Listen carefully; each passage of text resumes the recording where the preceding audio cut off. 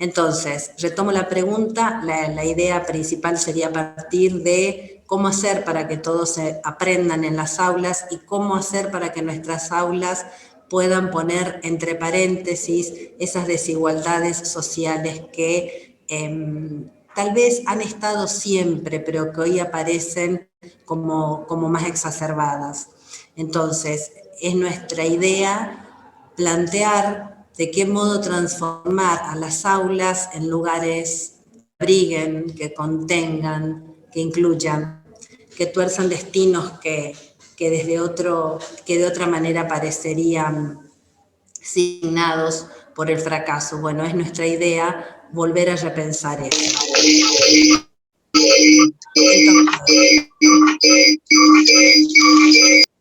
Puede ser que esté algo interfiriendo. Ahí está. Entonces, les propongo ir a la primera diapositiva y les propongo una primera idea para partir de ella. Enseñar ya no es aplicar. ¿Por qué la planteo a esta idea como nuestro punto de partida? Porque todos los que estamos acá estamos desempeñando actualmente el rol de docentes.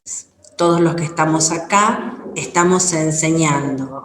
Algunos hace muchos años, otros hace menos. Independientemente, el rol es el mismo. Hoy podemos decir que los que enseñamos no somos meros transmisores de conocimientos, como en otro momento histórico se definió a la función del enseñante. Hoy decimos que nuestro rol en las aulas cobra sentido en tanto y en cuanto como docentes planteemos enigmas, ayudemos a los alumnos a buscar información, abramos preguntas, propongamos problemas, llevemos a debates interesantes.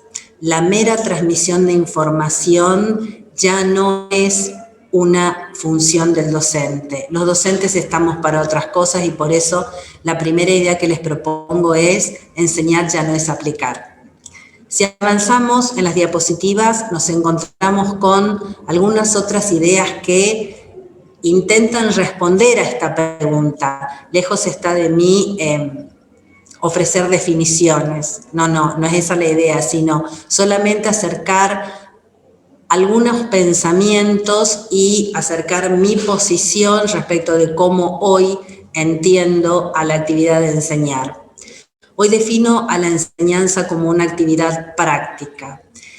Esto supone que quienes enseñamos llevamos a cabo haceres que están apoyados, por supuesto, en concepciones teóricas, que están apoyados en nuestras representaciones sobre nuestras prácticas y ese hacer en el aula también tiene una fuerte carga que está dada por la biografía escolar de cada uno de nosotros, por nuestra historia como alumnos a lo largo del sistema educativo. También entiendo a la enseñanza como un oficio artesanal que nos brinda la posibilidad y al mismo tiempo la enorme responsabilidad de transformar a las personas en algo distinto a lo que eran. Siempre decimos que la magia de la enseñanza está en lograr que algo pase, que para el alumno valga la pena asistir a la clase, que haber estado en la clase significa una experiencia formativa, una experiencia enriquecedora, que no dé lo mismo haber venido o no a la clase. Y finalmente, digo que enseñar es crear, recrear, inventar, innovar, producir. Esta idea me parece muy interesante porque acá recobra de nuevo valor esto de entender a la enseñanza como un oficio artesanal. El artesano lo que hace es, a partir de un modelo, recrea, inventa, enriquece, busca nuevas alternativas, le agrega colores, mezcla texturas, prueba diferentes recetas hasta lograr el resultado que está buscando. Y en parte es lo que deberíamos hacer los docentes. a partir de esos conocimientos que nos proveyó la formación inicial, a partir de los conocimientos que nos sigue aportando la formación continua, ir buscando nuevas y variadas formas de hacer en las aulas, porque hoy sabemos que el aula es un lugar particular, nos encontramos con sujetos que provienen de hogares distintos, con realidades distintas, con saberes previos diferentes, con intereses diferentes, con expectativas que los distinguen. Entonces no podemos ofrecerles a todos lo mismo, porque no todos tienen las mismas necesidades de aprendizaje, porque no todos tienen los mismos puntos de partida. Sin embargo, es nuestra misión lograr que todos arriben al mismo lugar. Y entonces allí aparece el gran desafío. Y por otro lado, no quiero dejar pasar esto del docente como productor de conocimientos, que también me parece una beta muy importante. No solo que no somos simples transmisores de información que fue creada en otros contextos o generada en ámbitos científicos, sino que hoy los docentes somos productores del saber pedagógico, de este saber que somos capaces de producir, de crear y de recrear en las aulas, porque nosotros llevamos teorías a las aulas, esa teoría se transforma en práctica.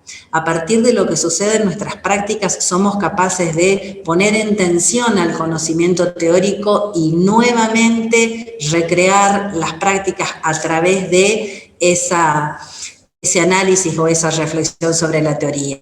Entonces, esta es la idea sobre la que apoyo hoy mi concepción respecto de cómo entiendo a la enseñanza. En algún momento muchos exalumnos con los que me encuentro me plantean, pero profe, en el instituto no nos prepararon para esto, no nos prepararon para la realidad con la que hoy nos encontramos en las escuelas. Y déjenme decirles que celebro que así sea. Y celebro que así sea, que sientan esa sensación de desconcierto, esa sensación de incomodidad, porque si sintieran que en el instituto formador se les proveyó de todas las herramientas, quiere decir que estamos replicando prácticas de enseñanza que tal vez fueron exitosas en otro tiempo, que tal vez fueron exitosas en otros lugares, tal vez respondan a concepciones o a tradiciones que en otros momentos parecían intocables. Pero está buenísimo que la realidad del aula hoy nos mueva de la zona de confort. Está buenísimo que nos sigamos preguntando cómo hacer para mejorar lo que hacemos en las aulas, porque de eso se trata la enseñanza, de revisar y de buscar siempre nuevas maneras de hacer, porque el desafío sigue siendo el mismo, enseñar para que todos aprendan, pero ha cambiado el escenario, han cambiado los sujetos, han cambiado los contenidos que tenemos que enseñar, han cambiado las demandas que nos plantea la sociedad, entonces no podemos seguir haciendo las cosas de la misma manera. Seguimos entonces con otra diapositiva y les traigo una segunda idea. Los invito a desnaturalizar lo que está arraigado. Los invito a mirar con ojos críticos lo que hacemos. Muchas veces adherimos al paradigma constructivista. Bueno, ¿qué quiere decir adherir al paradigma constructivista? Supone criticar lo que estamos haciendo, pero no desde la crítica por la crítica misma, sino entender la crítica como la puesta en tensión, haciéndonos preguntas sobre nuestras prácticas de enseñanza, sobre nuestras intervenciones en el aula. Por ejemplo, ¿no estaré forzando a mantener prácticas que ya no están dando resultados? ¿No será que sigo haciendo lo mismo porque es lo que me sale más fácil? ¿No será que sigo haciendo lo mismo y proponiendo las mismas consignas porque las tengo armadas, ¿será que sigue siendo valioso esto que les propongo hacer a los alumnos? Desnaturalizar lo que está arraigado supone partir de la base que los cambios no operan por demolición. No intentemos cambiar todo de una vez y para siempre. No intentemos aferrarnos a modas o a fórmulas porque no existen. No existen ni las recetas ni las fórmulas universalmente válidas para enseñar. Yo me permití buscar esta imagen porque me pareció muy significativa para ilustrar esta idea.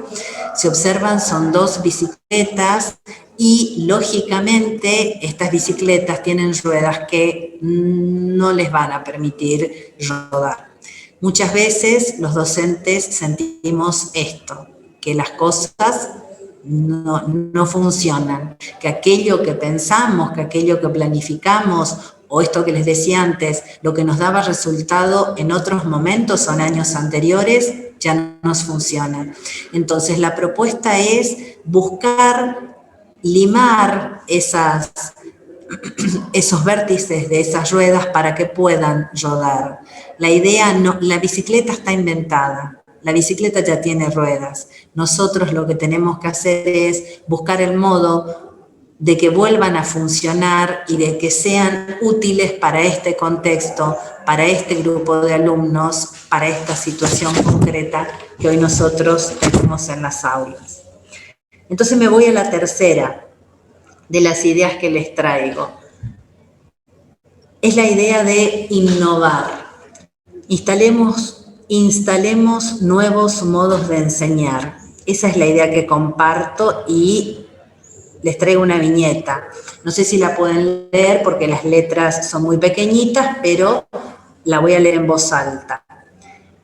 Le enseñé a Stripe cómo silbar. No lo escucho silbando.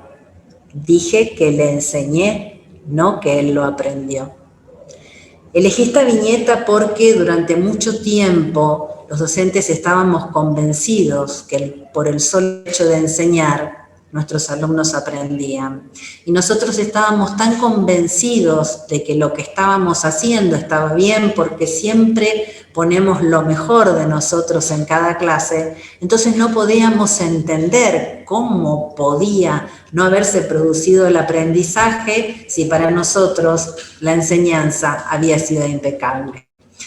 Entonces, la idea hoy es asumir que lo que decíamos antes, que no existen recetas universalmente válidas y que probablemente aquello que estemos haciendo, aunque estemos poniendo lo mejor de nosotros, no esté dando el resultado esperado. Y el resultado esperado es lograr que todos aprendan.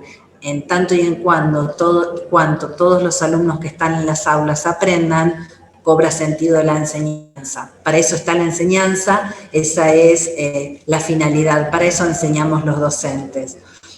Pero acá quiero decir algo, esto de instalar nuevos modos de enseñar. Seguramente muchos estamos pensando, y a muchos nos pasa decir, pero no sé cómo hacerlo, no tengo los elementos, no tengo las herramientas, los chicos se muestran desinteresados, pareciera como que nada les llama la atención. Y yo tengo un diseño curricular que tengo que seguir, yo tengo contenidos prescriptos que tengo que enseñar. Entonces pareciera como que estamos frente a una situación paradójica. Entonces, algunas cuestiones que me gustaría compartir con ustedes. Tratemos de ver a los problemas como desafíos, tratemos de ver a los problemas como oportunidades de cambio, como desafíos que nos invitan a salir, insisto, de la zona de confort para buscar otras alternativas. Enseñar siempre fue una práctica compleja, tal vez hoy que las problemáticas aparecen como más exacerbadas, se nos presenta la situación como un poquito más controversial. Sin embargo, esta situación controversial, esta sociedad llena de problemas que en otros momentos históricos quedaban fuera del aula y hoy han entrado al aula, la singularidad de los sucesos, la heterogeneidad del salón de clase, todas esas situaciones que pueden presentarse como problemáticas, la invitación que les traigo es tratar de, en vez de verlas como problemas, posicionarlas como desafíos. A mí me gusta llamarlos desafíos pedagógicos porque siento que son una invitación a volver a pensar lo que estamos haciendo con la finalidad, por supuesto, de mejorar. Vamos a la cuarta idea y escribí: apuntemos a que nuestros alumnos comprendan.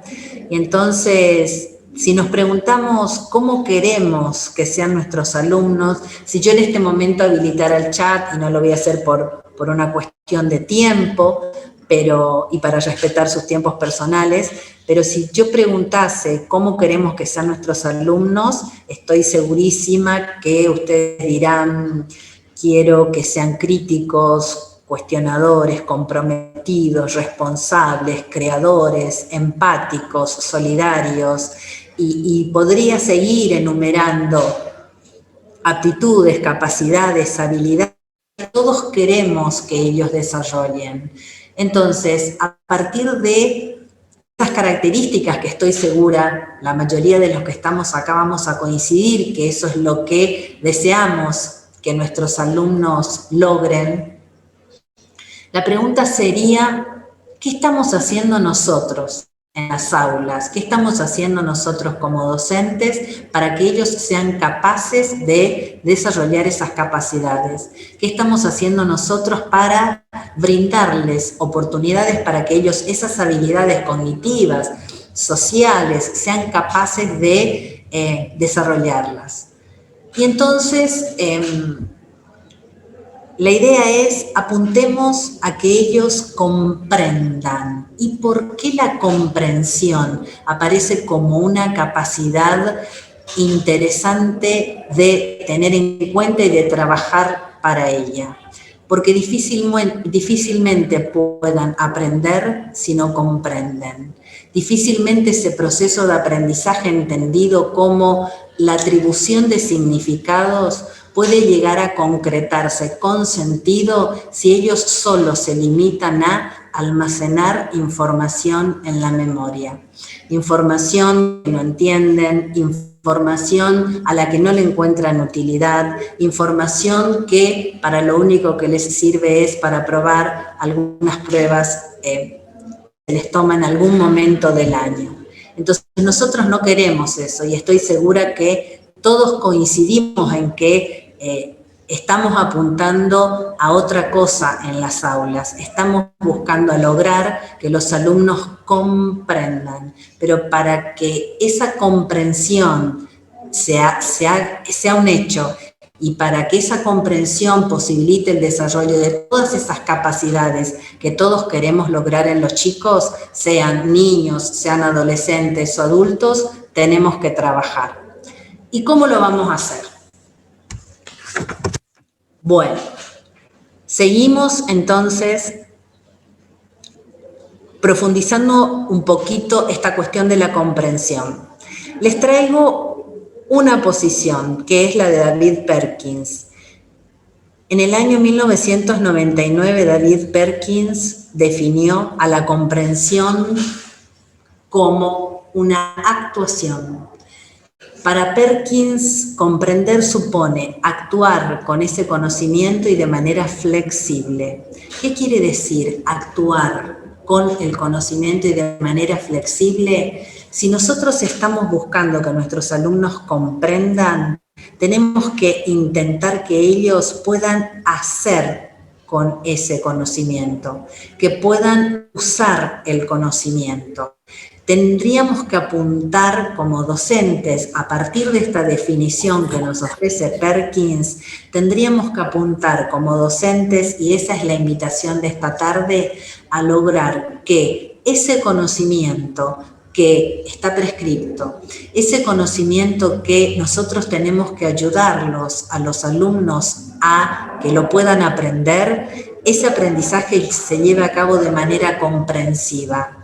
Y eso va a ser en la medida en que ellos puedan usar ese conocimiento, que puedan hacer cosas a partir de ese conocimiento, que puedan resolver problemas con ese conocimiento. En definitiva, que ese conocimiento sea una herramienta que les permita entender el mundo en que viven, comprender las situaciones que los rodean, intervenir para poder modificar aquello con lo que no están de acuerdo. Y la característica de la flexibilidad es muy importante porque no solamente tenemos que buscar que ellos usen el conocimiento, sino también que puedan aplicarlo, transferirlo, utilizarlo en diferentes contextos y situaciones y no solamente en el contexto del aula. Entonces, seguimos. Ustedes me preguntarán, bueno, bárbaro, ya está, la definición de Perkins, inclusive muchos de ustedes seguramente hasta ya la conocían, entonces ustedes me preguntarán, bueno, bárbaro, pero ¿y cómo me doy cuenta que mis alumnos comprenden? Yo hice todo lo que creo que tengo que hacer en el aula para que ellos logren comprender los contenidos que estoy intentando enseñar. ¿Cómo me doy cuenta? Me doy cuenta que mi alumno comprendió cuando puede explicarlo con sus palabras. Me doy cuenta que comprendió cuando es capaz de proponer un ejemplo, que no es el mismo ejemplo que el profe dio o que la señora dio durante la clase, que no es el mismo ejemplo que está en el material bibliográfico que les sugerí leer. Me doy cuenta que mi alumno comprendió cuando es capaz de resolver un problema utilizando ese conocimiento. Me doy cuenta que comprendió cuando puede relacionar ese conocimiento con otros que ya sabía previamente o con el saber nuevo que le estoy proponiendo en esta otra clase. Me doy cuenta que comprendió cuando es capaz de proponer una pregunta genuina, original, personal acerca del tema que estamos tratando en la clase. Cuando puede representar ese conocimiento con un dibujo, con una metáfora, con una canción, con un meme. Comprende cuando es capaz de explicar con sus palabras por qué es importante aprender eso que le estoy proponiendo aprender, para qué le sirve, qué utilidad le asigna él a ese conocimiento. Cuando puede enseñar a otros eso que él aprendió, cuando puede compartir lo que sabe, cuando se muestra confiado y seguro contando lo que aprendió, cuando disfruta de ese momento, cuando no quiere que se termine la clase, cuando suena la campana del recreo o el timbre del recreo y sin embargo tiene necesidad de seguir porque se encuentra motivado, porque tiene ganas, porque siente necesidad de seguir resolviendo lo que está resolviendo, compartiendo con sus compañeros ese momento de socialización o de puesta en común. Esos son los momentos en los que los docentes podemos evidenciar la comprensión de ese conocimiento que nosotros estamos intentando promover. Naturalmente, estos ejemplos que les planteo acá son solo algunas de las posibilidades. Ahora vemos otras de cómo se hace evidente la comprensión. Seguimos. Ustedes me preguntarán, ¿cómo lo hacemos? Porque hasta acá pareciera que estamos asistiendo a una clase de didáctica general. Bueno, para que la clase de didáctica general, que algo de teoría tiene, porque yo les decía al principio, los docentes enseñamos a partir del conocimiento teórico, pero ese conocimiento teórico cobra sentido en tanto y en cuanto lo vamos a vincular con situaciones prácticas. A ese conocimiento teórico lo vamos a poner en situación, en el aula y con los estudiantes con los que estamos interactuando. Entonces, a la pregunta ¿cómo lo hago?, yo les traje 3 respuestas, bien concretas y bien prácticas. Las 3 respuestas son: ¿cómo lo podemos hacer? 1, conectando el contenido que tenemos que enseñar con buenas preguntas. 2, ayudando a nuestros alumnos a hacer visibles sus pensamientos. Y 3, utilizando metodología de enseñanza activa. También yo les decía hace un rato que no existen recetas universalmente válidas, entonces no es mi intención acercarles estas 3 posibilidades como recetas a aplicar para todo tiempo y lugar. Son propuestas, son reflexiones, tienen que ver con los conocimientos que pude ir construyendo a lo largo de mi vida profesional, tiene que ver con lo que aprendí de maestros y especialistas, tiene que ver con lo que aprendí de los colegas con los que tengo el privilegio de trabajar y de lo que aprendí de los alumnos que son, sin lugar a dudas, nuestros mejores maestros porque son los que nos obligan a revisar y a volver sobre nuestras prácticas de enseñanza. Entonces, estas 3 son las invitaciones sobre las que vamos a trabajar esta tarde. Bueno, vamos a partir por la primera de ellas. ¿Cómo hago para conectar el contenido con buenas preguntas? Bueno, acá me voy a detener un poquito. Charlemos sobre los contenidos. Vamos a la próxima diapositiva, por favor.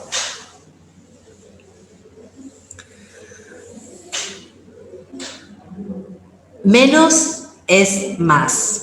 Elegí esta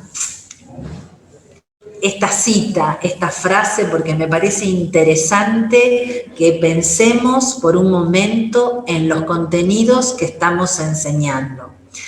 Sin lugar a dudas, los documentos curriculares vigentes están sobrecargados de contenidos. En eso coincidimos todos los docentes. Sería bueno que tratemos de priorizar contenidos. Sería bueno que tomemos decisiones, y esto es muy bueno que se haga de modo institucional. Es muy valioso que a nivel institucional logremos equipos colaborativos de trabajo para que juntos tomemos decisiones respecto de esos contenidos que están prescriptos en el diseño curricular. Nosotros prioricemos aquellos que consideramos que no podemos dejar de enseñar teniendo en cuenta estos sujetos que hoy tenemos en las aulas, teniendo en cuenta los recursos con los que contamos en la escuela, teniendo en cuenta las capacidades que queremos desarrollar en nuestros alumnos, teniendo en cuenta la realidad de la que ellos provienen y teniendo en cuenta fundamentalmente el perfil del egresado, ese sujeto que nosotros queremos formar, ese sujeto al que nosotros estamos colaborando en formar. No olvidemos nunca que la escuela debe ser una experiencia formativa enriquecedora. Entonces, los contenidos no tienen valor en sí mismos, los contenidos son herramientas que nos sirven para esa formación que la escuela está intentando brindar. Una herramienta que puede resultarles interesante y por eso se las traigo es un esquema que se llama los círculos de la comprensión. La vamos a visualizar para que ustedes vean. Es un ejercicio interesante, está propuesto por 2 autores que son Wynne y McTighe en el 2006. Ellos nos proponen estos círculos que nos ayudan un poquito a pensar y que yo les digo que sería buenísimo que lo hagamos entre colegas.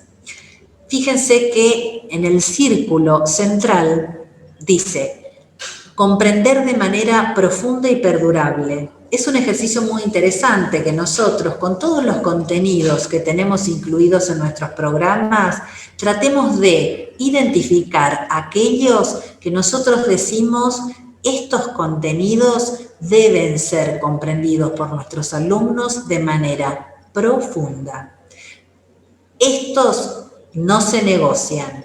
Estos son los saberes imprescindibles. Sobre estos debemos poner el foco. Estos son los saberes que no se pueden descuidar. Esto es lo central. Esto es lo relevante. En el segundo círculo aparece la palabra conocer. Entonces, allí deberíamos poner aquellos saberes que nosotros decimos, estos solo deben ser conocidos por los chicos.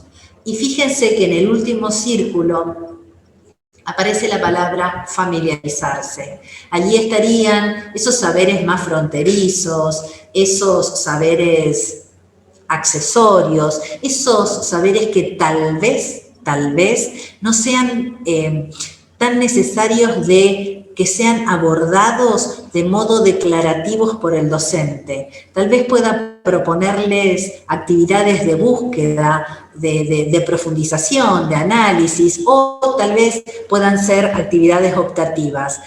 Este ejercicio de los círculos de la comprensión puede llegar a servirnos para poder identificar aquellos contenidos que nosotros consideramos que deben ser enseñados porque nuestros alumnos deben aprenderlos de manera profunda. Y nos sirve porque generalmente tenemos mucha dificultad a la hora de llevar a cabo los procesos de priorización y secuenciación de contenidos. Por eso les ofrezco este recurso que puede llegar a resultarles de mucha utilidad. Seguimos entonces. Ahí, nos quedamos acá. Una vez que hemos identificado esos saberes que nosotros consideramos centrales y relevantes, esos saberes que no podemos dejar de enseñar, vamos a revisar las preguntas que les proponemos a los chicos. Los invito a compartir algunas de las preguntas que solemos encontrar en los pizarrones, en las carpetas, en los cuadernos. Por ejemplo, ¿qué es la célula y cuáles son sus partes? ¿En qué siglo se produjo la revolución industrial? ¿Cuáles son las características de un sistema democrático? ¿Qué es un sustantivo? ¿Cuál es la fórmula para sacar la hipotenusa? ¿En qué se diferencia la digestión mecánica de la química? Puedo tener otras. ¿Cuál es el rasgo característico de estas preguntas? Melina Furman, una deliciosa especialista que nos ayuda mucho a repensar en lo que estamos haciendo en nuestras aulas, nos hace notar que estas son preguntas fácticas. ¿Cuándo una pregunta es fáctica? Cuando para ser respondida solo requiere una información, un dato, una fórmula, un hecho. Y ¿está mal que preguntemos de esta manera? ¿Están mal estas preguntas? Y Melina Furman nos dice, no están mal. De hecho, no está mal que en la escuela se busque la transmisión de información. De hecho, lo que hacemos los docentes es transmitir la cultura formalizada, aquella cultura que se considera legítima para determinado momento histórico en la sociedad. El problema no es que estén estas preguntas, el problema es que solo están estas preguntas. El problema es que estas preguntas no están ayudando a pensar a los chicos. El problema está en que estas preguntas no están colaborando a desarrollar aprendizajes profundos como estamos planteando como una necesidad imperiosa de este mundo actual. Entonces, ahora sí vamos a la siguiente diapositiva y la invitación es, ¿y qué les parece si, en vez de seguir usando únicamente preguntas fácticas, inundamos nuestras aulas de preguntas para pensar? ¿Y cuál sería la diferencia o cómo lo haríamos? Les traje dos ejemplos, como para que veamos. Intentemos pasar a nuestras preguntas, a las consignas que nosotros planteamos. Tomen, no en este momento, lo van a hacer posteriormente, tomen alguna de las consignas que ustedes están planteando, o que plantearon, o que tienen pensado hacerlo. Y utilicen la clínica de preguntas. Es una estrategia que nos sirve para poner la lupa, hacer un zoom sobre las consignas que estamos planteando y poder ponerlas en tensión y revisarlas. Por ejemplo, voy a tomar una de las que leí anteriormente, que yo les decía es una pregunta fáctica. Decía, ¿cuáles son las características de un sistema democrático? Esta pregunta le requiere al alumno googlear sistema democrático o características de un sistema democrático y tiene la información. Su única tarea es transcribir, copiar, almacenar, memorizar, reproducir. Fíjense, la misma pregunta una vez que ha pasado por la clínica. ¿Qué sucedería si algunas personas se volvieran demasiado poderosas? ¿Cómo podría un país evitar el abuso de poder? En la escuela, ¿a través de qué acciones se implementan prácticas democráticas? ¿De qué modo podrías relacionar las prácticas democráticas que se dan en familia, en la escuela y en el país? Si observan, si prestan atención, fíjense que los contenidos en cuestión son exactamente los mismos, pero fíjense la diferencia entre una pregunta y las otras. Fíjense las capacidades que deberían ponerse en juego en un caso y en el otro.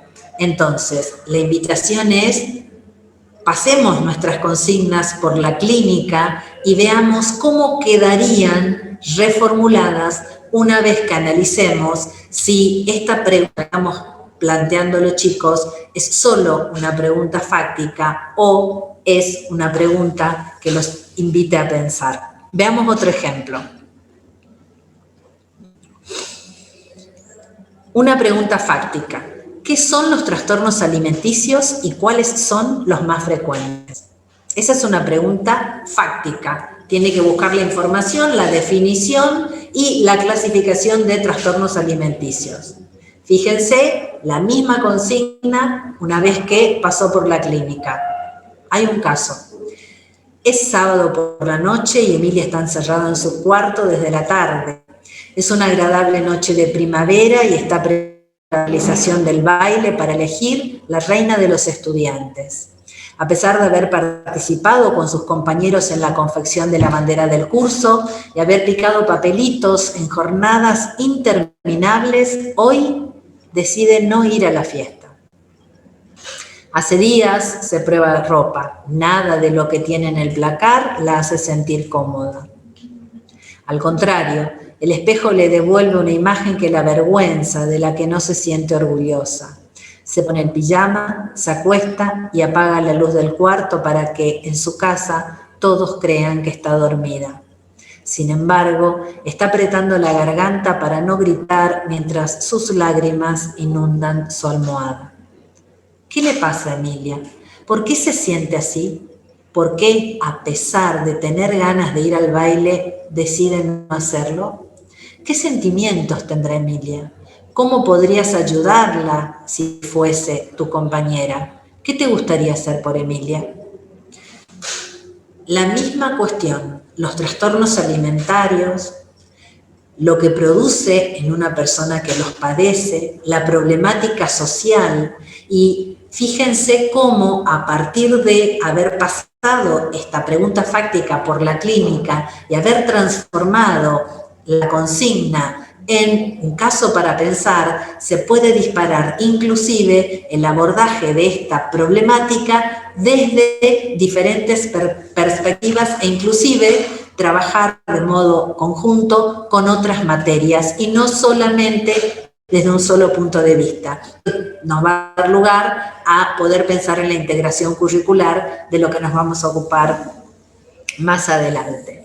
Entonces, esta es una posibilidad, pasar las consignas, así como las tenemos formuladas, pasarlas por la clínica de preguntas. Y el desafío sería, así las tenía, a ver, ¿cómo quedan ahora? Compartamos con los colegas cómo eran nuestras consignas y ahora que las hemos pasado por la clínica, cómo quedaron y hagamos un encuentro en el que todos socialicemos nuestras preguntas después de haberlas pasado por la clínica. Van a ver que es muy interesante el ejercicio. Otra posibilidad que les dejo, entrevistas focalizadas. La consigna podría ser: Tenés la posibilidad de entrevistar a tu personaje favorito. Hasta ahí la consigna no se negocia. La entrevista no se negocia. Ahora, brindémosle la posibilidad de que ellos elijan a quién van a entrevistar. ¿Es el personaje de una película, de una serie, de un dibujo animado? ¿Es un actor, un cantante que para ellos represente aquello que les resulte interesante? ¿Aquel personaje al que admiran? ¿Aquel personaje al que les gustaría entrevistar porque hay algo que les gustaría averiguar? Entonces, las preguntas podrían ser: ¿a quién elegirías y por qué? ¿Qué le preguntarías? ¿Qué crees que respondería? ¿Cómo expresarías tu admiración hacia él? Fíjense todas las capacidades que están involucradas en una entrevista focalizada.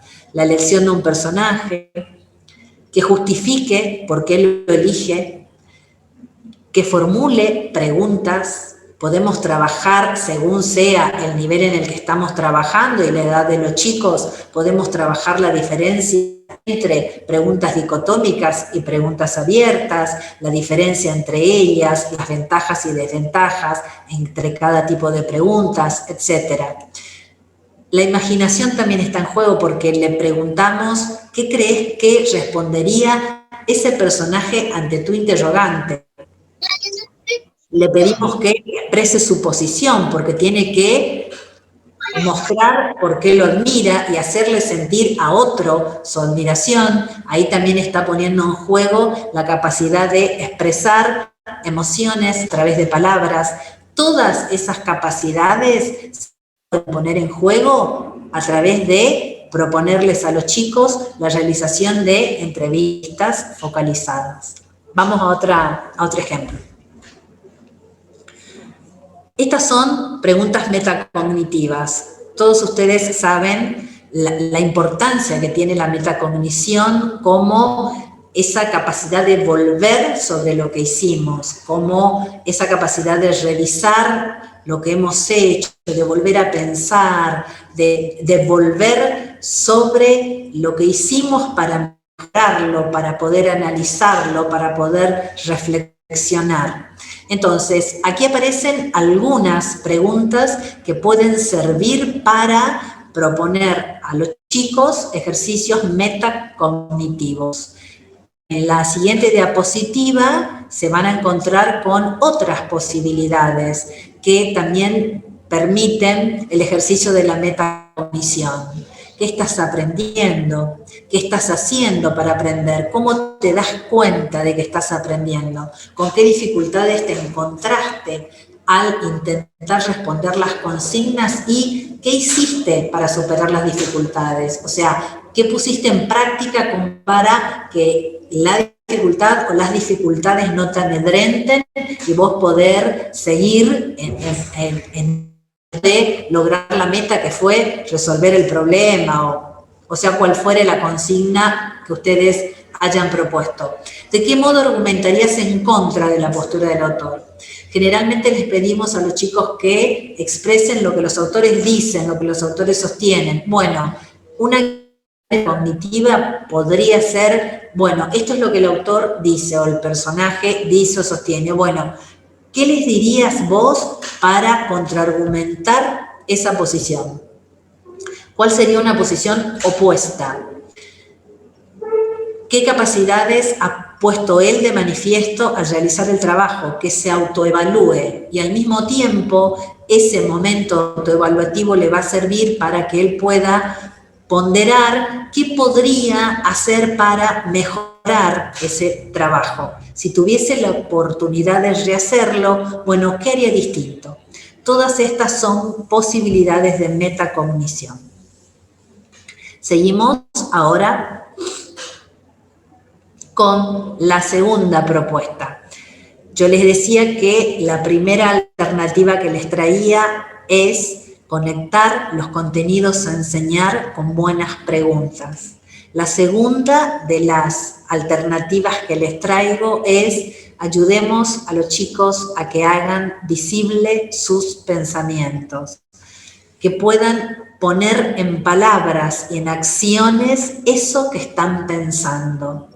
Eso que ellos comprenden lo deben evidenciar. ¿Y cómo se hace evidente un pensamiento? Bueno, tenemos alguna alternativa y una de las más válidas es poner a trabajar rutinas de pensamiento. ¿Qué es una rutina de pensamiento? Una rutina es una acción que nosotros llevamos a cabo cotidianamente. Una rutina es aquello que ya forma parte de nuestro diario actuar y por lo tanto a veces hasta lo hacemos de modo automático. Nosotros como docentes, al implementar rutinas de pensamiento en el aula, no vamos a buscar automatizar comportamientos, al contrario, vamos a buscar utilizar estructuras o dispositivos. Si yo tuviese que definir qué es una estructura de pensamiento, diría, es un dispositivo que está generado, diseñado por mí, porque si bien yo les traje ejemplos que les voy a mostrar ahora, ustedes pueden diseñar la rutina que deseen, que prefieran, que consideren más adecuada. Es un dispositivo, es una estructura que nos sirve para desencadenar habilidades que van a posibilitar que el alumno muestre cómo está pensando, que evidencie lo que está pensando, que sea capaz de poner en palabras sus propios pensamientos para analizarlos, reflexionar sobre ellos, poder mejorarlos, poder cuestionarlos, interpelarlos y, por supuesto, autoevaluarse. Entonces, a continuación les dejo algunos ejemplos de rutinas del pensamiento. Esta es una. Pienso, me interesa, investigo. Ante la propuesta de determinada temática o de determinado contenido que nosotros estamos abordando en el aula, proponemos la rutina ¿qué pienso? Él en esa columna va a escribir qué piensa respecto de esa cuestión. Lo va a hacer a partir de lo que sabe, a partir de sus saberes previos, a partir de sus experiencias de vida. En la segunda columna va a escribir aquello que le interesaría aprender, aquello sobre lo que le interesaría profundizar, aquello que de esa temática le despierta especial interés. Y en la tercera columna va a escribir aquello que se propone investigar, aquello que se compromete a investigar en profundidad. De todo lo que dijo que le interesó, bueno, va a tener que elegir una de esas alternativas, porque no vamos a poder, si estamos buscando lograr aprendizajes profundos, acuérdense de menos es más, si estamos intentando lograr aprendizajes profundos, vamos a intentar ir lo más profundamente posible a esa cuestión que a él le interesa, porque acordémonos siempre que nosotros estamos buscando desarrollar en ellos capacidades y no que almacenen la mayor cantidad de información posible. Esa ya no es la meta de la escuela. Los docentes ya no trabajamos para eso, al contrario, nosotros trabajamos para que ellos sean capaces de desarrollar capacidades que le permitan interactuar en el mundo en el que les va a tocar vivir.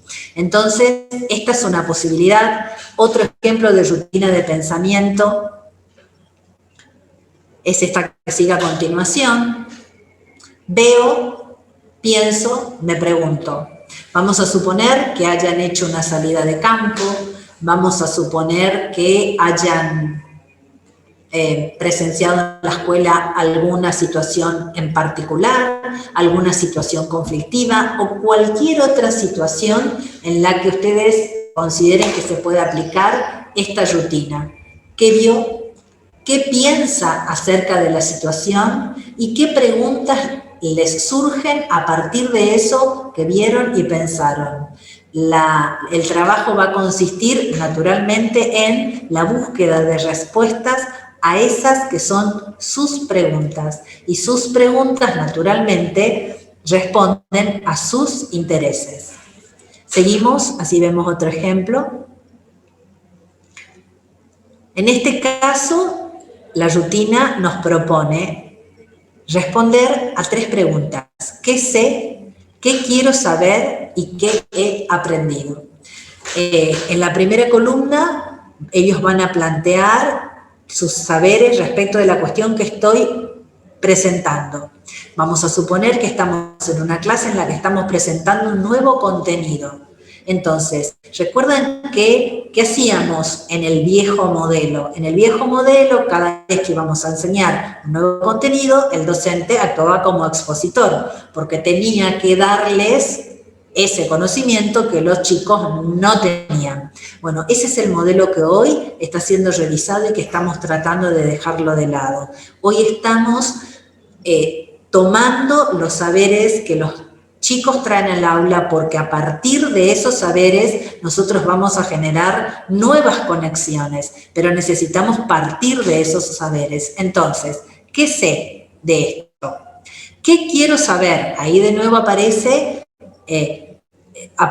la importancia de sus intereses, sus necesidades de aprendizaje, sus expectativas. Y finalmente, en la tercera columna, aparece nuevamente la posibilidad de la autoevaluación. También esta rutina se puede aplicar de modo grupal y puede dar lugar a coevaluación. Es muy interesante la amplia gama de posibilidades que nos ofrecen las rutinas de pensamiento. Seguimos.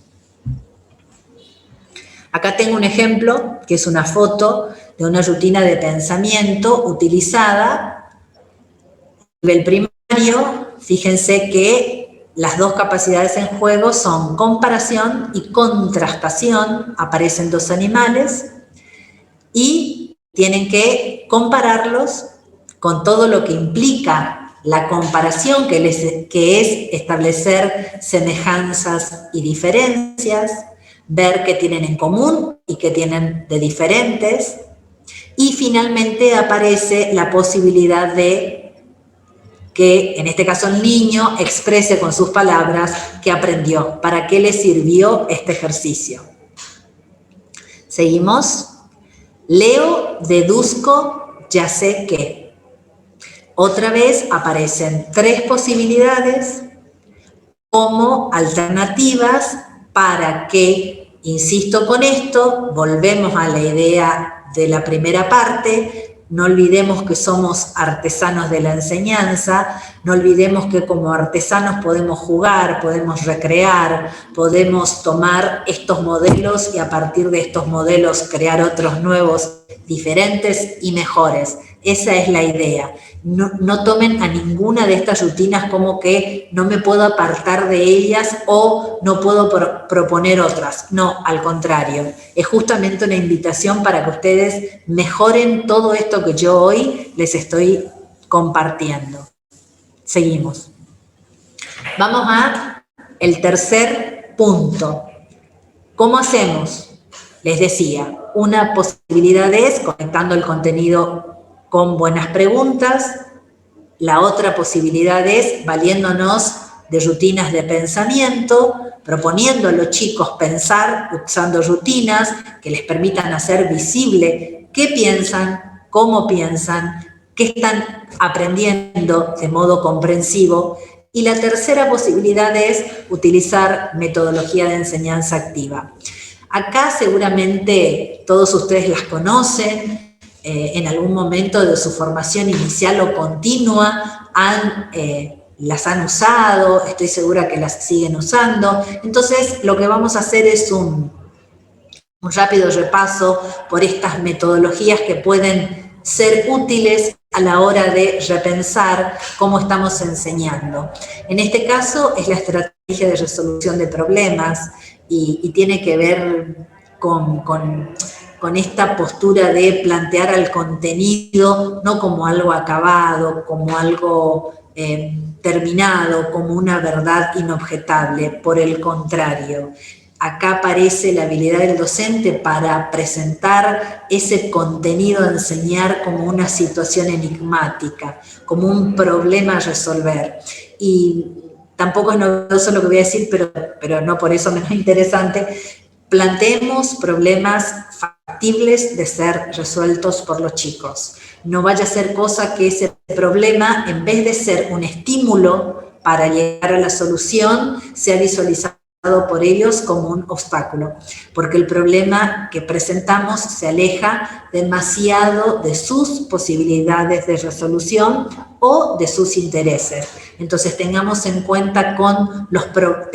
cuidado con los problemas que propongamos a los chicos. Por supuesto que hay varias variables a considerar, como las edades, el nivel en el cual estoy trabajando, la realidad a la que ellos pertenecen. No olvidemos nunca que las prácticas de enseñanza son prácticas situadas. Entonces, son situaciones que determinan aquello que podemos hacer en el aula y obviamente condicionan las posibilidades de que los resultados sean exitosos.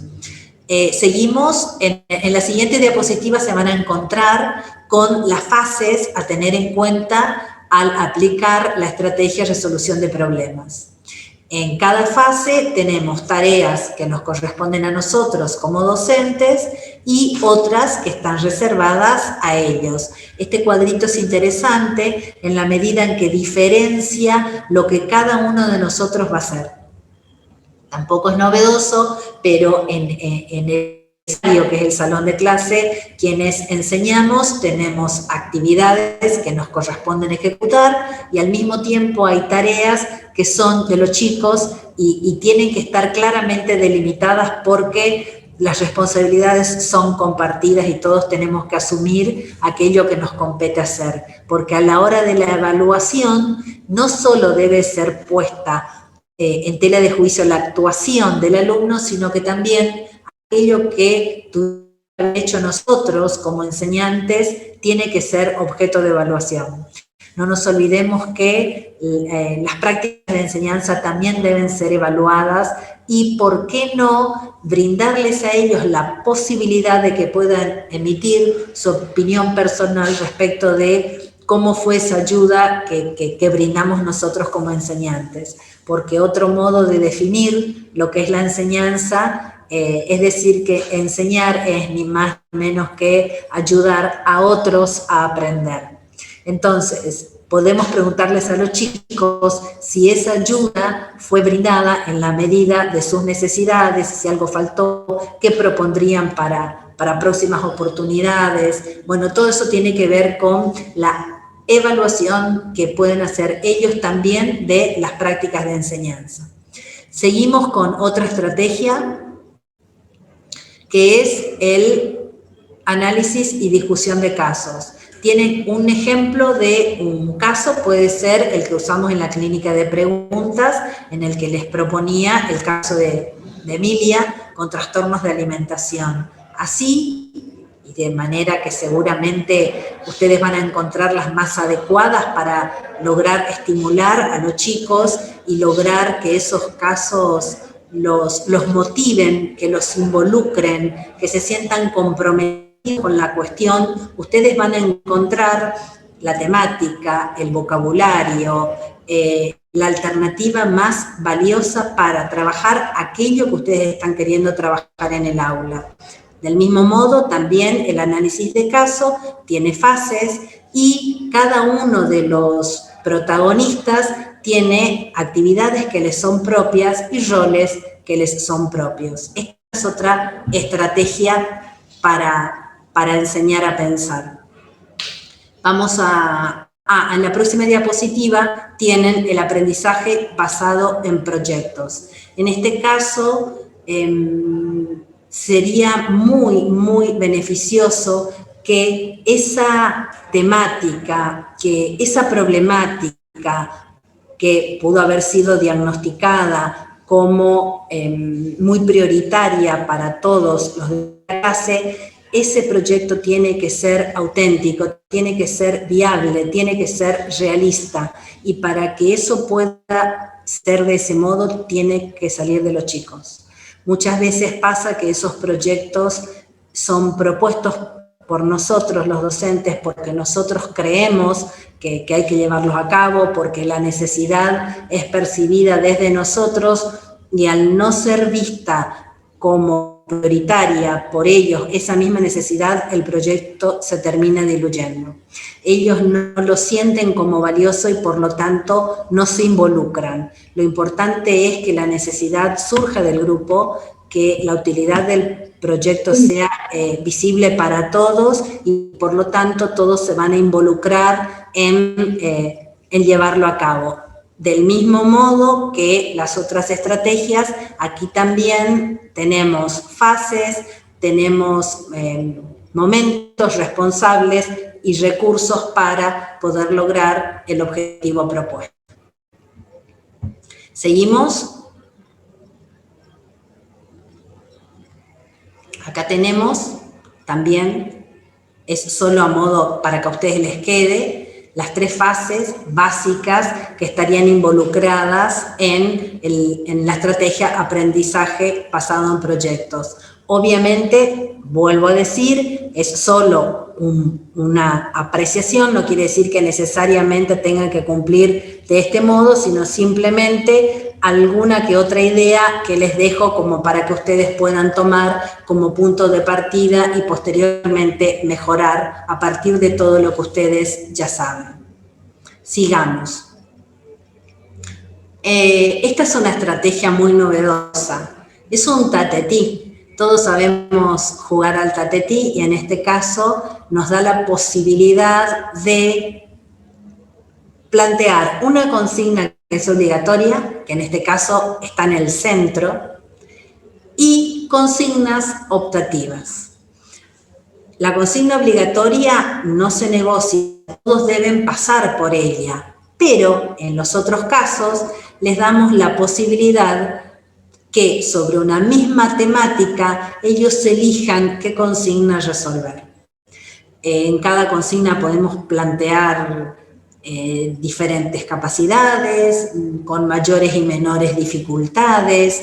El hecho de que ellos puedan optar por cada una de ellas también les da un margen de libertad, y el margen de libertad implica también asumir una responsabilidad. Entonces, es una estrategia muy interesante, muy novedosa, y al aparecer el tatetí, aparece esa beta lúdica en el salón de clase que a los chicos les interesa y los estimula muchísimo y los lleva a aprender, por supuesto. En este otro caso, es una propuesta para realizar una infografía. Es una propuesta que es muy válida para segundo ciclo de la educación primaria, ni hablar para nivel secundario. En la próxima diapositiva ustedes se encuentran con un ejemplo de una infografía. En este caso, la propuesta es evitar gastos adicionales al proponer viajar al extranjero. Entonces ellos ofrecen valiéndose de una infografía, cómo hacer para evitar esto. Gastos adicionales al organizar un viaje al extranjero. Lo que me gustaría que observen es todas las capacidades que están en juego, todas las capacidades que ellos van a lograr desarrollar cuando logran el cometido, que es presentar una infografía. Naturalmente va a depender del desafío que ustedes les propongan, del contenido que están trabajando, de aquello que ustedes quieren promover en ellos, de la capacidad o habilidad que está en juego, del nivel en el cual se estén desempeñando, etc. Todas esas son variables que condicionan, pero el ejemplo puede ser adaptado según las necesidades de aprendizaje de los chicos. Seguimos. Otra alternativa es organizar debates. La organización de debates en el aula es una estrategia muy valiosa porque les posibilita a ellos profundizar sobre la temática que han elegido, la temática que más les interesó. Podemos proponer un debate luego de utilizar una rutina de pensamiento. Acuérdense que una de las posibilidades era veo, pienso e investigo, es decir, aquello que me interesa lo investigo en profundidad, y luego debato con mis compañeros respecto de aquello que yo investigué. Pueden ser cuestiones controversiales, pueden ser cuestiones que involucren diferentes posicionamientos, diferentes puntos de vista. Los debates permiten asumir un posicionamiento, defender mi posición, argumentar a favor de lo que pienso, escuchar un posicionamiento diferente al mío, respetar una idea distinta, empatizar con el otro, respetar aunque no coincida, disentir respetuosamente. Todas esas son capacidades involucradas al organizar un debate. El poder plantear conclusiones, el poder sistematizar mis pensamientos, el poder sintetizar todo lo que he aprendido y socializarlo, son todas capacidades que se ponen en juego cuando les proponemos a los chicos participar en debates. Vamos a otra posibilidad. La organización de portafolios. Muchos de ustedes probablemente ya estén utilizando esta estrategia. Es también una estrategia muy novedosa. Un portafolio es básicamente un conjunto de evidencias de aprendizaje. Pueden encontrar definido al portafolio como la colección de evidencias de aprendizaje. Es decir, al docente un portafolio de evidencias nos permite monitorear, seguir de cerca qué y cómo están aprendiendo los chicos. Y a los chicos les permite poder sistematizar sus trabajos, compaginarlos, revisar, corregir aquello que consideren que haya que corregir, analizar sus propias producciones y finalmente reflexionar sobre ellas, es decir, la capacidad de metacognición también se ve muy favorecida al realizar un portafolio. En la próxima diapositiva tienen diferentes tipos de portafolios, según sean los tipos de evidencia que ustedes como docentes proponen.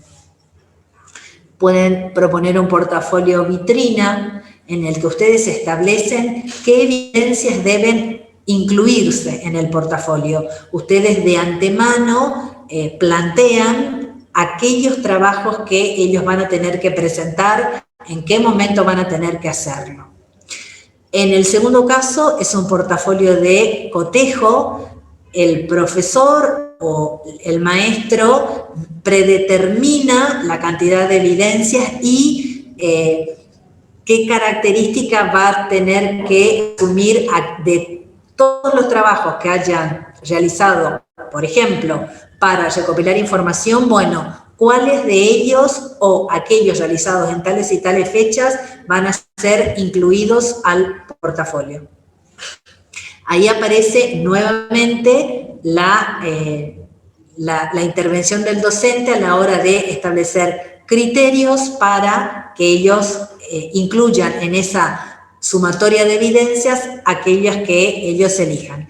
Y en el tercer caso es un formato abierto. Generalmente el formato abierto se da ya o en los últimos años de la escuela secundaria o para nivel superior.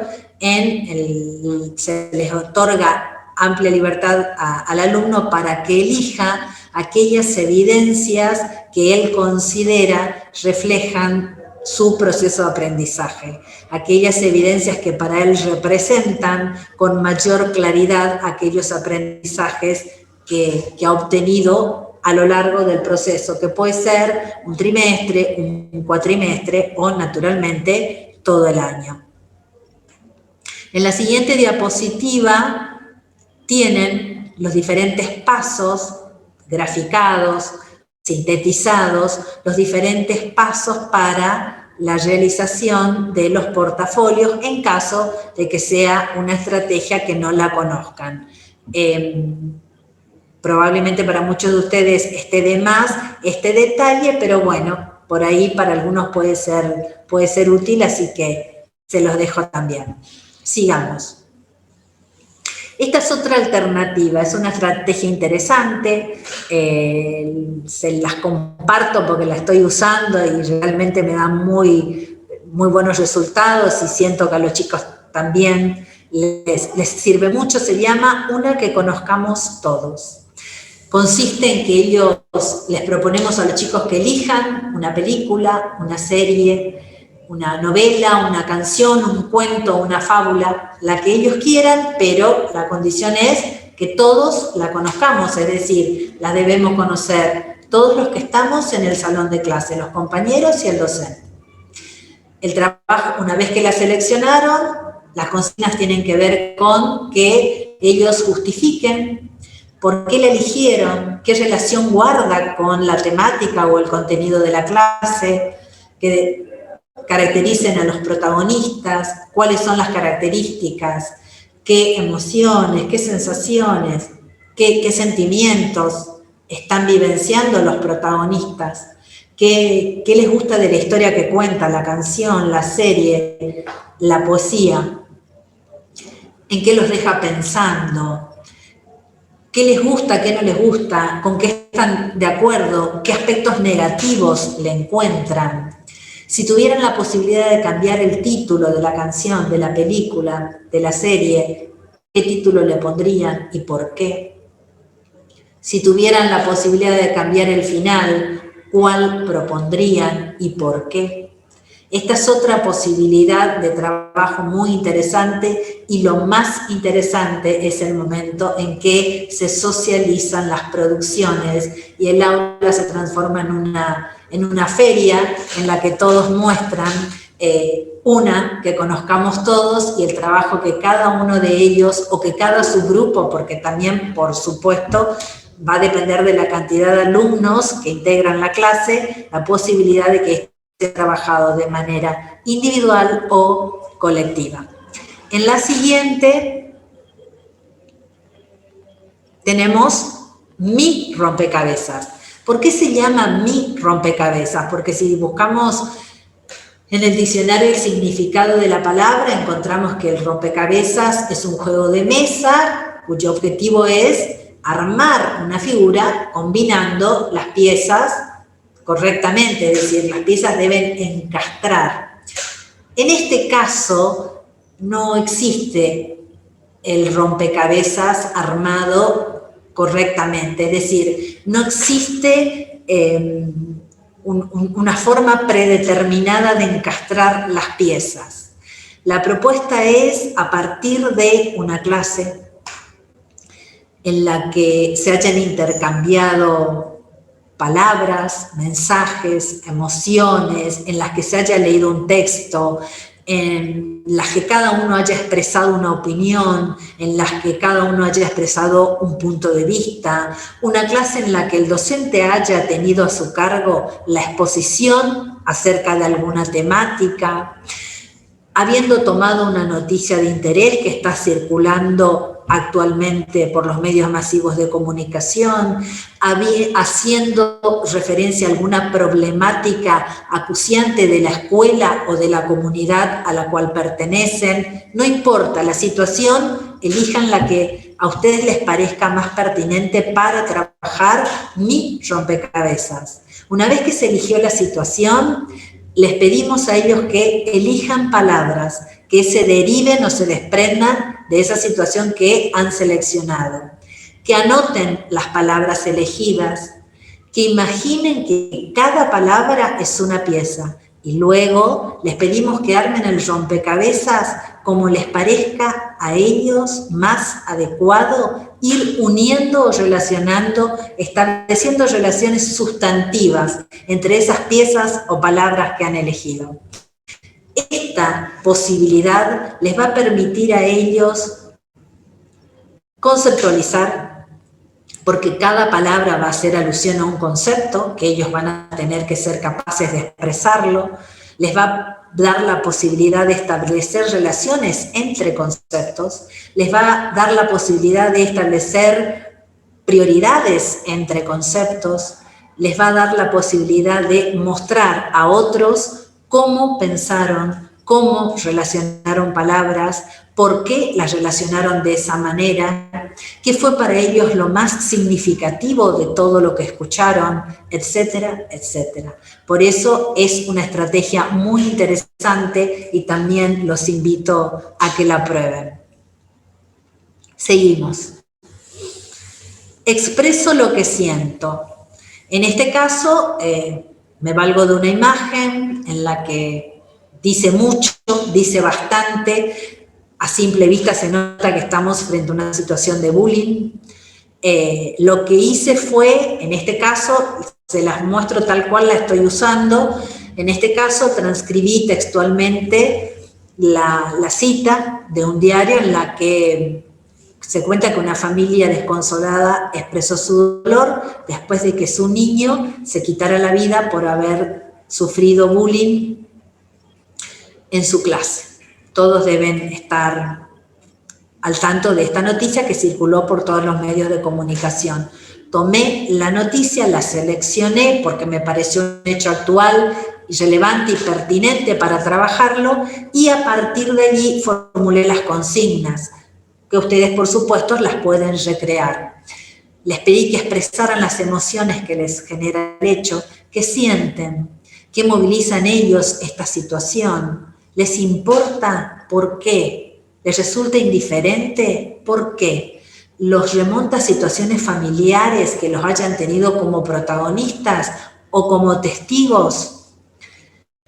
Para expresar sus emociones pueden valerse de las alternativas que ellos prefieran. Por ejemplo, describir las emociones, usar emoticones, frases, imágenes, escribirle una carta al chico que está sufriendo bullying, redactar un artículo de opinión sobre el bullying y poder compartirlo en su red social, Facebook, Instagram, Twitter. Participar como panelista en un programa radial que va a abordar la problemática del bullying, que ellos se sitúen en esa realidad. Ellos van a ser invitados a un programa radial de actualidad en la que van a tener que tal vez actuar como uno de los panelistas y que cada uno va a expresar su opinión, cómo lo harían, qué dirían, de qué se valdrían, utilizarían algún recurso, ponerlos a ellos en esa situación y darles la libertad de que jueguen. Esa es la propuesta de esta estrategia que se llama Expreso lo que siento. Seguimos. Con esta diapositiva, la invitación es a inaugurar nuevas formas de estar en las aulas, nuevas formas de enseñar.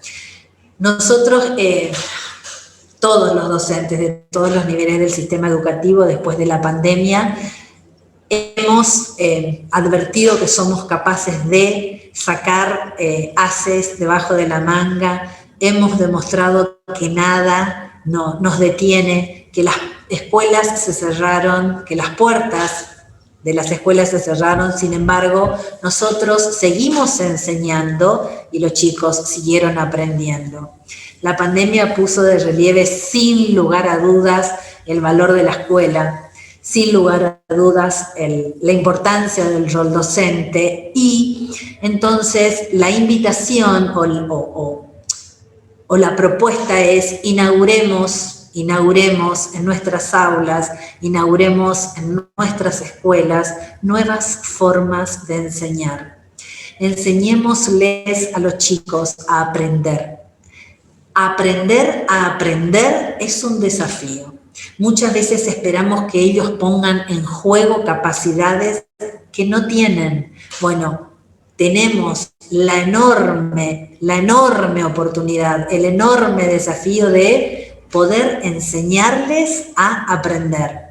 Vuelvo a esa noción que dije hace un ratito: enseñar no es ni más ni menos que ayudar a otro a que aprenda. Entonces, hagamos uso de esa magia de la que les hablaba, de esa magia que está en el salón de clase y que debe seguir estando. Volvamos a apasionarnos por lo que hacemos. Volvamos a sentir placer y disfrute al enseñar, porque es la única manera de generar en otros el deseo de aprender.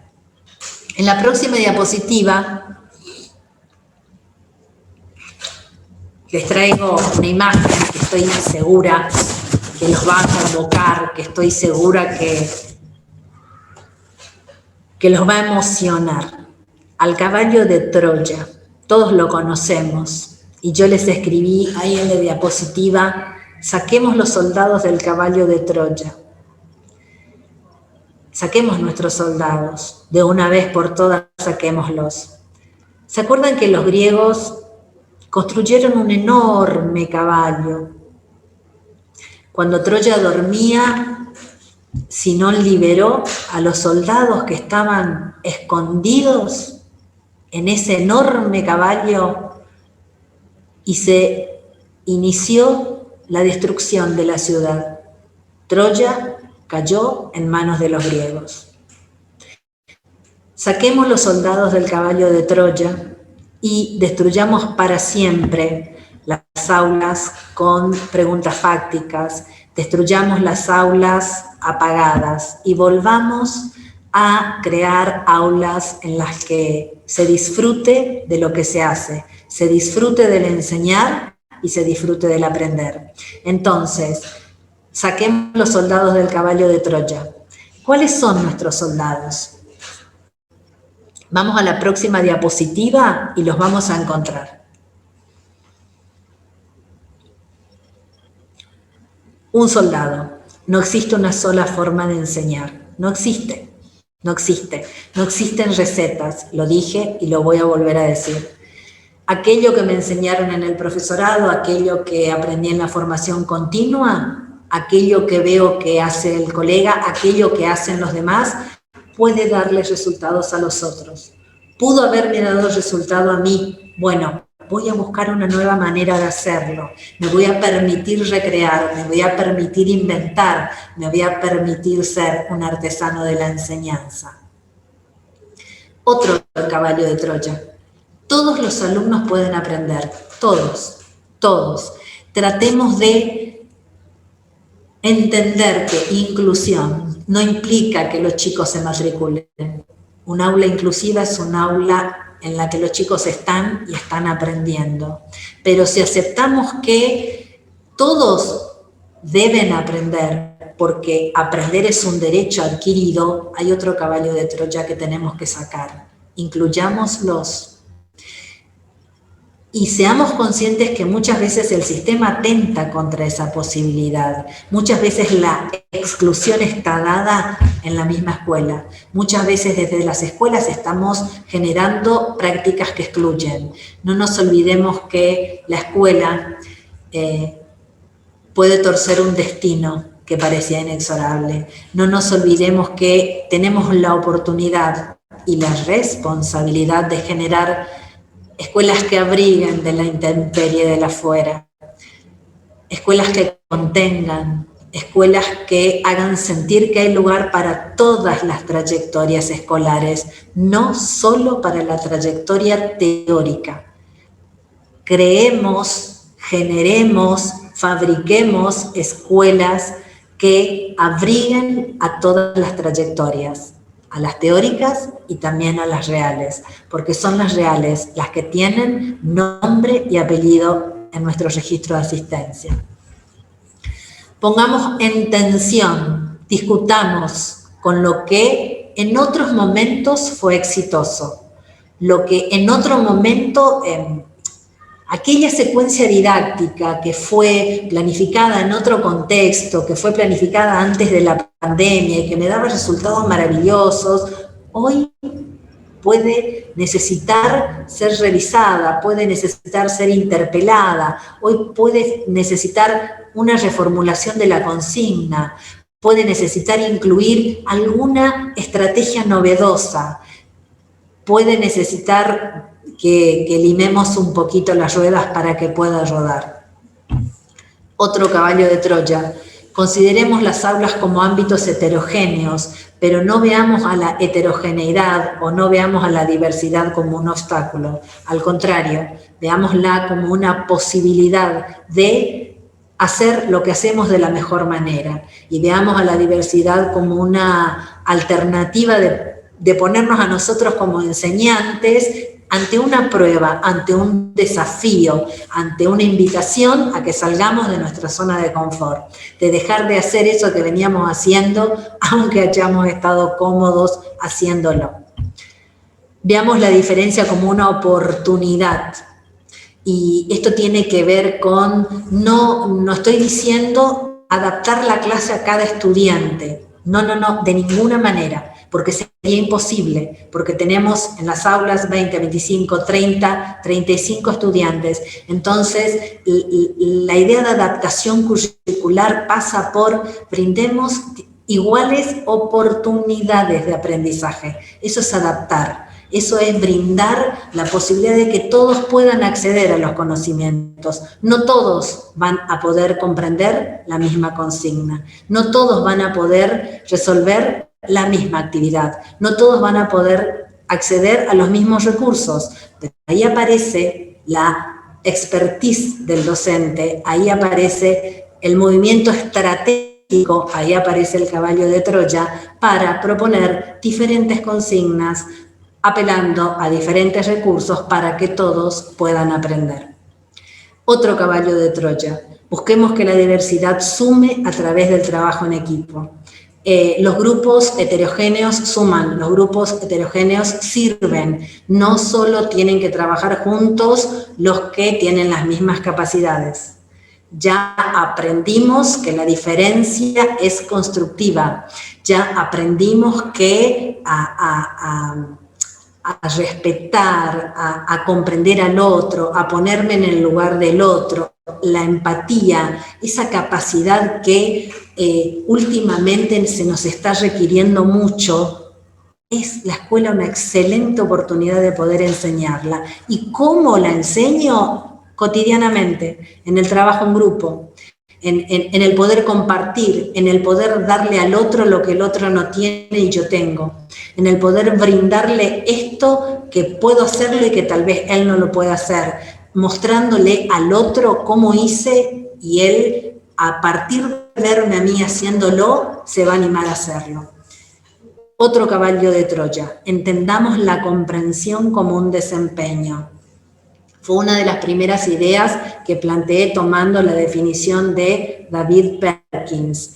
Comprender es poder usar ese conocimiento y poder actuar a partir de lo que sé.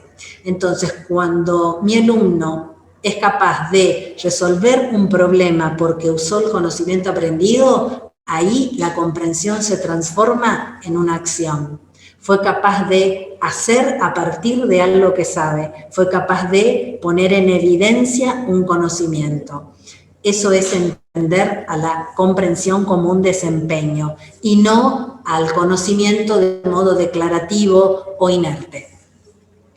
Otro caballo de Troya, pensemos el sentido de cada una de nuestras clases.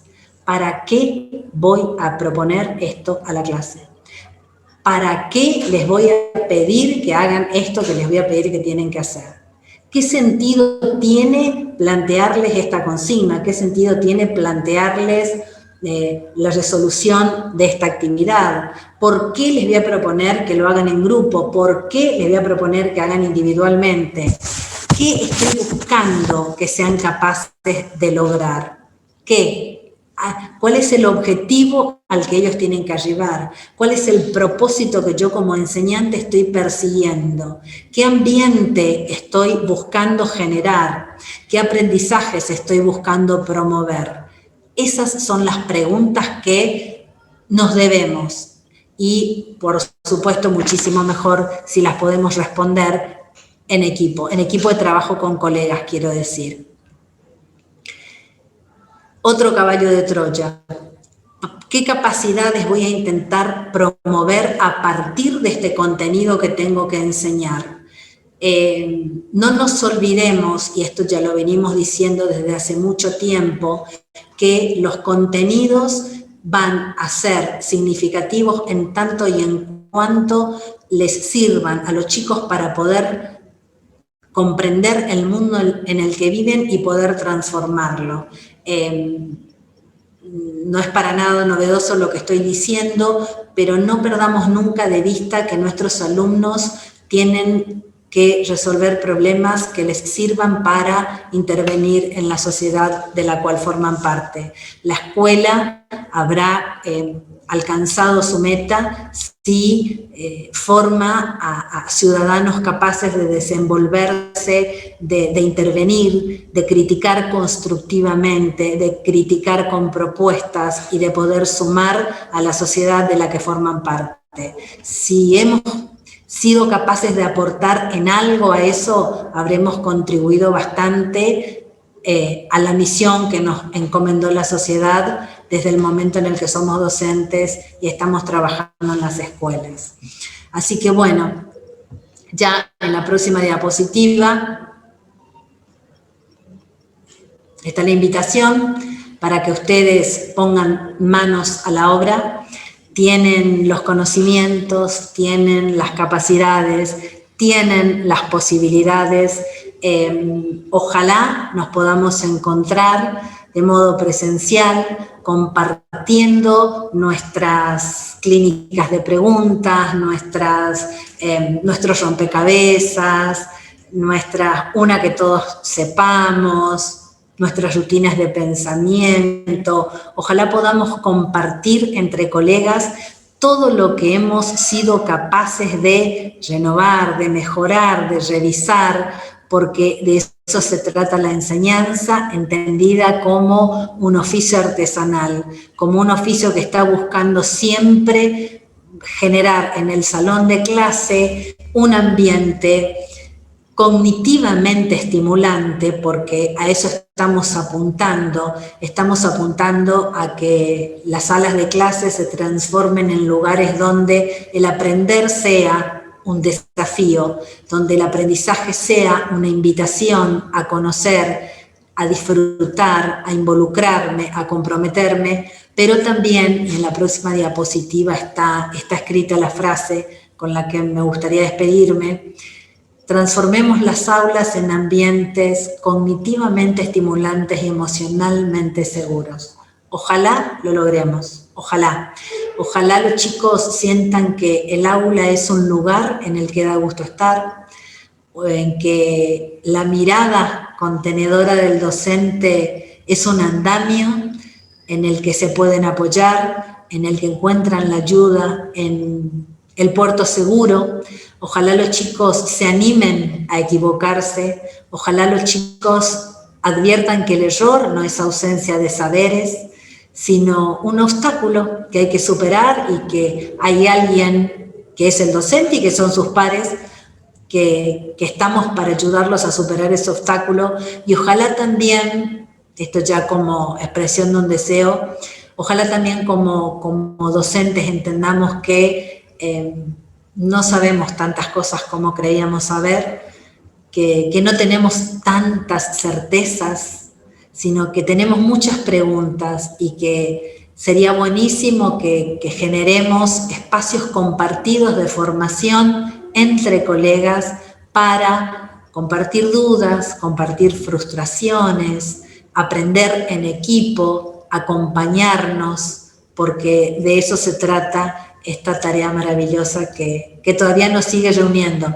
Si hoy estamos todas estas personas que estamos acá, es porque a pesar de todas las dificultades, seguimos apostando a mejorar nuestras prácticas de enseñanza.